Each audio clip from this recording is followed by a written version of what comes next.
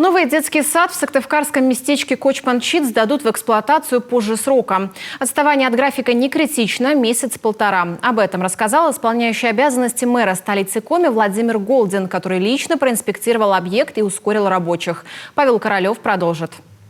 Детский сад на 270 мест в местечке Кочманчит начали строить в январе этого года. Дошкольного учреждения здесь нет. Местных ребятишек возят в город. Поэтому мамы и папы ждут завершения стройки с нетерпением. 2 месяца назад комиссия обеспокоилась благоустройством территории. Части озеленения подрядчик работы завершил. Осталось установить игровые комплексы, навести последние штрихи. В ходе строительства мы сейчас устраняем, сразу догоняем, то есть с улицы мы выходим, наружное освещение полностью закончено, кровельные работы закончены. Ведется отделка фасада, то есть заканчиваем мы его где-то к концу ноября, соответственно контур здесь закрыт, наружное остекление, то есть двери, окна все поставлены. Сейчас основной упор ведем на отделку.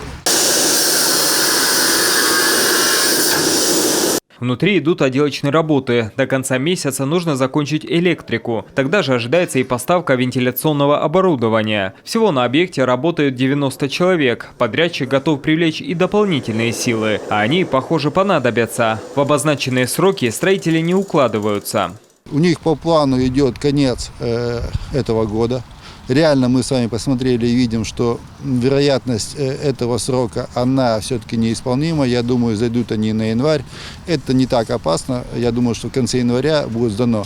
По словам Владимира Голдина, отставание не критичное. Как и планировалось, в марте следующего года лицензирование. В апреле детский сад примет первых малышей. Павел Королев, Олег Жуковский, телеканал Юрган.